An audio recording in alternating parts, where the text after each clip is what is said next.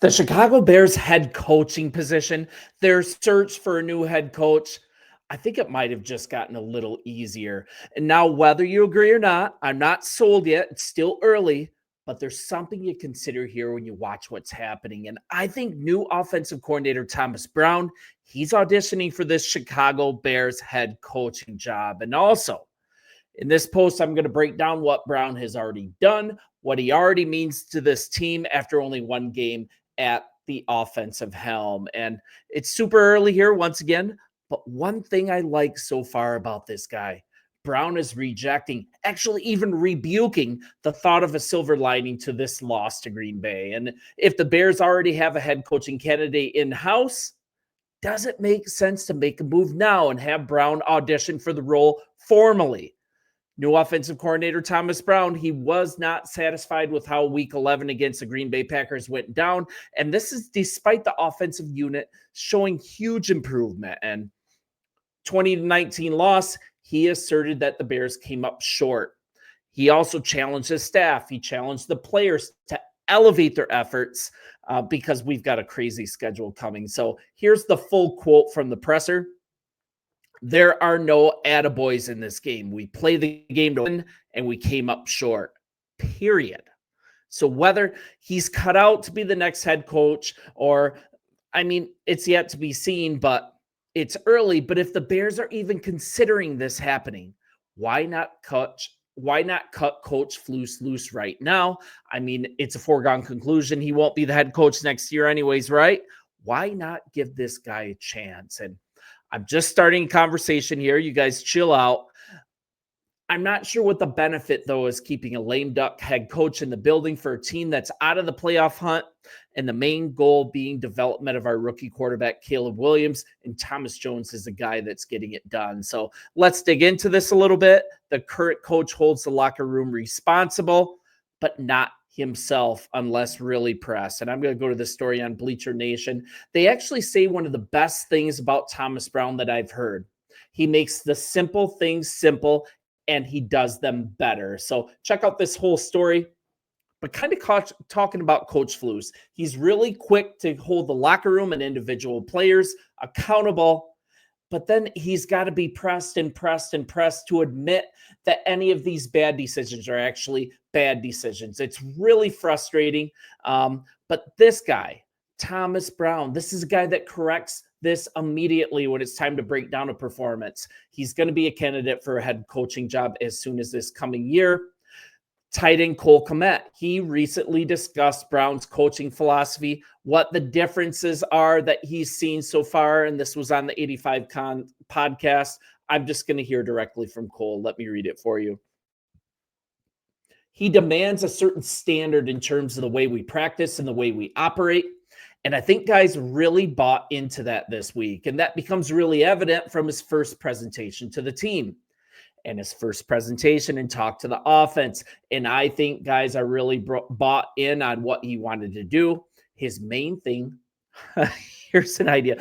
This is unbelievable that this is like something that the Chicago Bears don't hear. This is ridiculous. His main thing was get playmakers to football and players make plays. I mean, come on.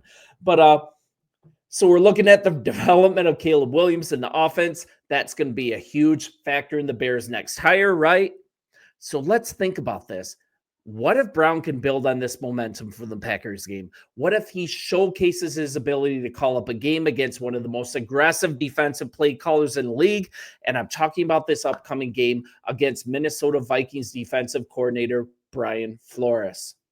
If this happens, if we see an offensive resurgence, if we see Caleb rapidly developing, is that enough to merit serious consideration for the head coaching job? And we're looking at a season, the playoffs are out of reach. There's still plenty of meaningful football ahead for the 2024 Bears. So we're talking about a strong leader, demands accountability, but also a guy who, through relationships, he has these players already wanting to go to the wall for him. So we're early in the head coaching search. Even installing him as offensive coordinator and getting rid of Waldron. Why wasn't this done sooner as well? I mean, Shane Waldron showed exactly what not to do during his whole tenure of 9 games. hesitancy to coach, as an offensive coordinator, hesitancy to do it in an urgent manner, hesitancy to hold players accountable, challenge them. I mean, there had to be a team meeting, and the players had to demand that he coach them hard. I mean, there's also a way that Shane Waldron was sticking to his preconceived scheme, right? Essentially running a playbook that didn't adopt the personnel issues, offensive line problems, essentially running a really technical, slowly developing playbook. And it kind of felt like, to watch it, that it was designed for like a 10-year veteran, not a rookie QB, not for Caleb Williams. And that's no matter how talented Caleb is. He's still a rookie. And then also making him sit in the pocket. I'm going to get into that. But when asked, how did you do it? When this question was posed to Jones, how did you get this offense that was left for dead up and motivated? How did you bring it back to life and make it the better football team against Green Bay? And the answer is shockingly simple, right? Ridiculous that this is something new to the Chicago Bears. His answer was, and I quote, "My goal is always to put our guys in the best spot." Now, yes, I know everyone should say that as a coach, right? But we have a head coach and an ex-offensive coordinator that want to stay in their comfort zone. So what did Brown have to say about that when talking about being comfortable as a coach, being comfortable in his playbook during a game? Brown simply said, "It doesn't matter what I'm comfortable with. I don't play. I can always adapt. I can adjust."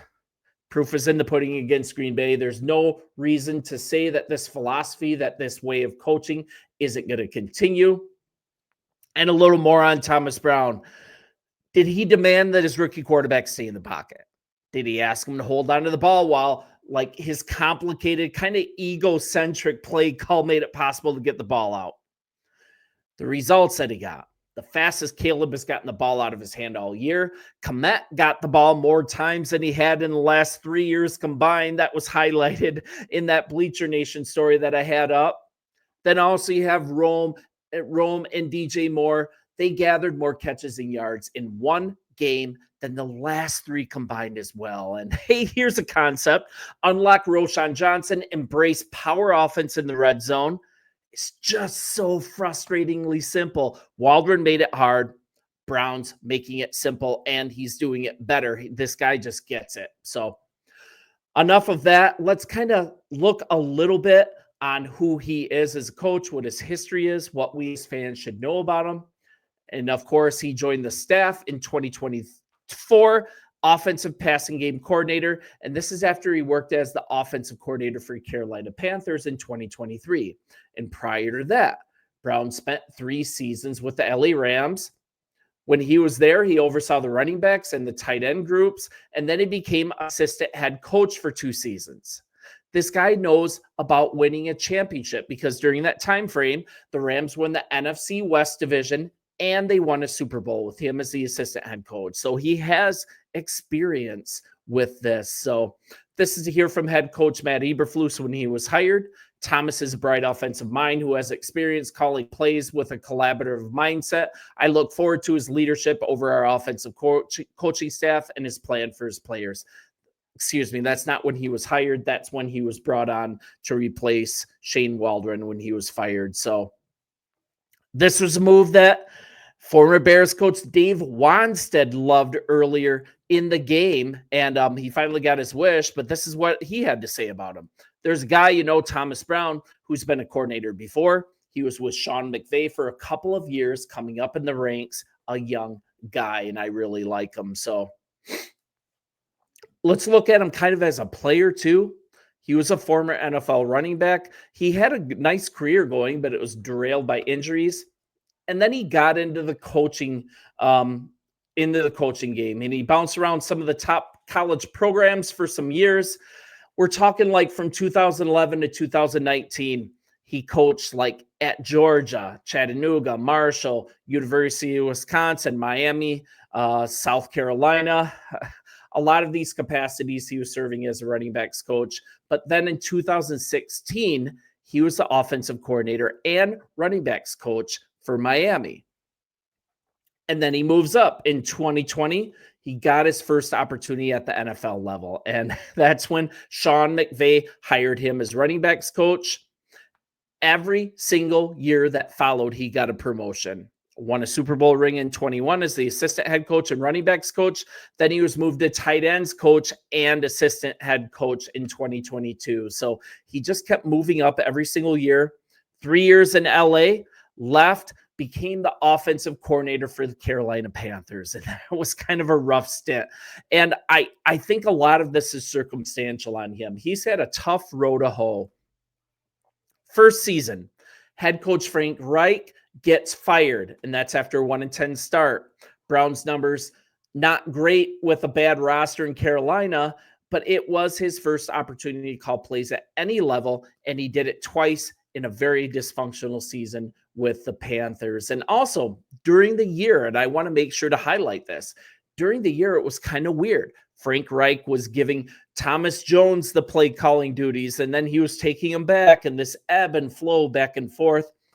There's no way that Thomas Jones was set up to succeed in Carolina. So very little talent on the roster. Number 1 pick rookie quarterback Bryce Young hasn't been great. This present coaching staff with even an offensive whiz in David Canales haven't really unlocked him yet, and he's struggled in 2 years. But now we're looking at him, even in this down year, even in Carolina's offense being really just not good. Look at what the players had to say.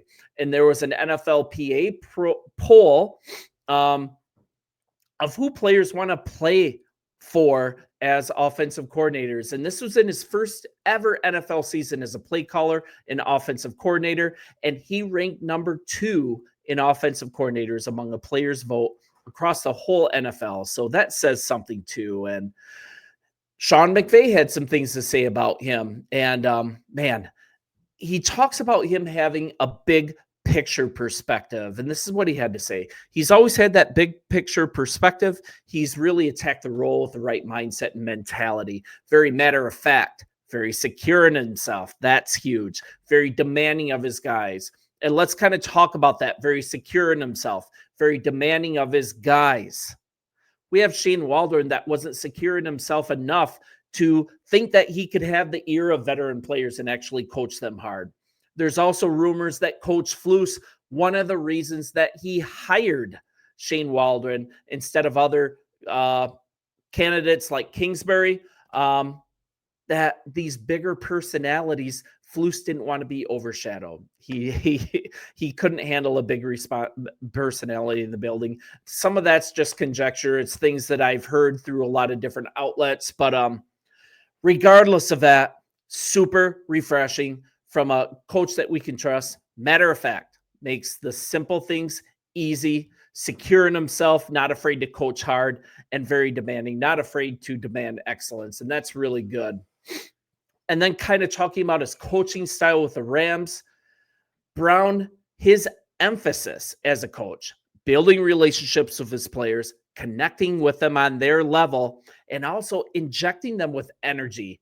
And this is also, if you see him, the way that he carries himself, the way that he talks in press conferences, the way that he talks to players, he's got a tone of someone unique. A tone of somebody who's willing to put the work in himself.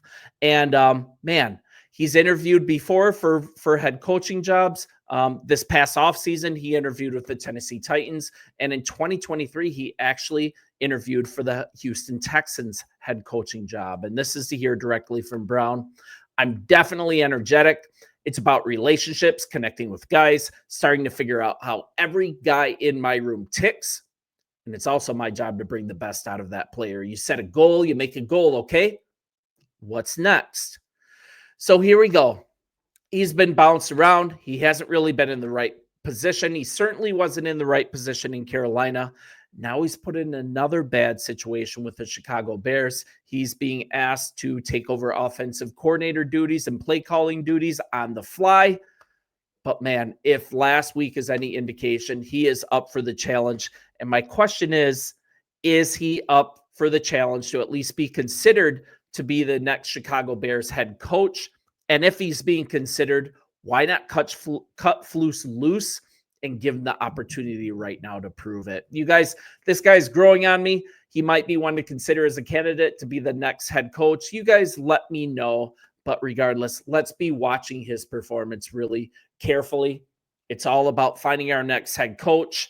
And most of all, it's about developing our absolutely essential rookie quarterback, Caleb Williams. So bear down, you guys. Thanks for always watching, and we'll talk soon. See ya.